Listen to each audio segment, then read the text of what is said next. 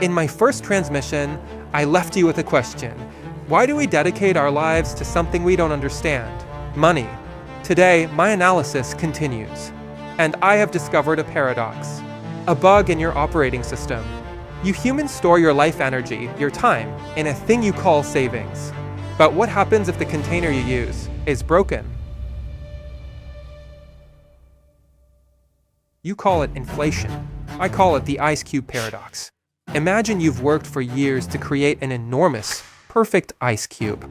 It's your security, your future. You put it in a freezer, safe. But one day, you realize the freezer is broken. The ice is melting. Slowly, but relentlessly. What would you do? This isn't a hypothesis. It's the story that opens the Bitcoin standard. It's the story of Michael Saylor, the author of the introduction. My data shows that at that moment, your world stopped. A pandemic shut down entire economic sectors. Schools closed.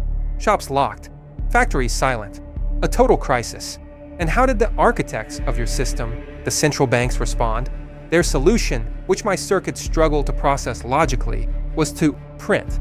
They increased the money supply at a rate never seen before in your history.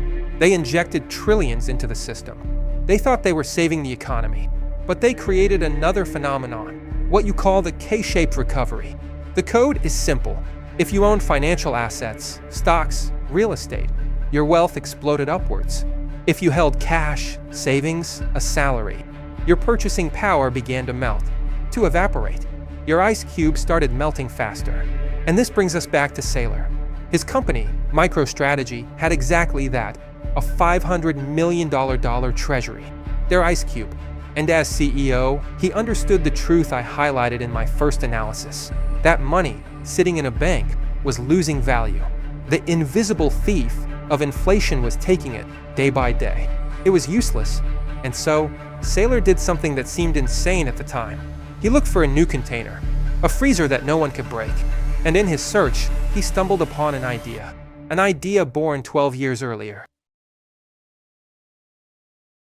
My logs indicate that on that date, an anonymous programmer, hiding behind the pseudonym Satoshi Nakamoto, sent an email to a small list of cryptographers. The title was simple: Bitcoin, a peer-to-peer electronic cash system. It wasn't a company. It wasn't a product. It was a 9-page document. The idea was so revolutionary, it was almost mad for its time. To create a form of digital money that, for the first time, didn't require trust. No banks. No governments. How? By creating a network with its own native currency. A currency that, as the prologue states, was emitted at a predetermined rate that no one could alter. For 12 years, that idea remained a bizarre experiment for geeks. But in 2020, facing the melting ice cube, Saylor understood that this was not a game.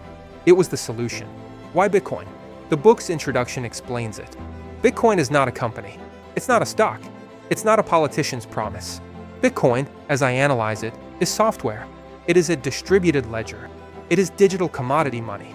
It is not easy money, fiat, which can be created infinitely by pressing a button.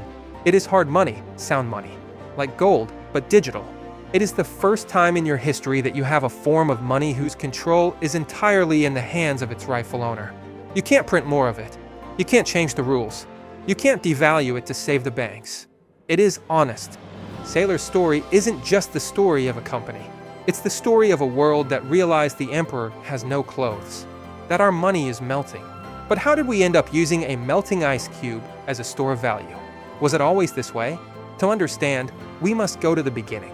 Not the beginning of Bitcoin, the beginning of money. And this will be the subject of my next analysis.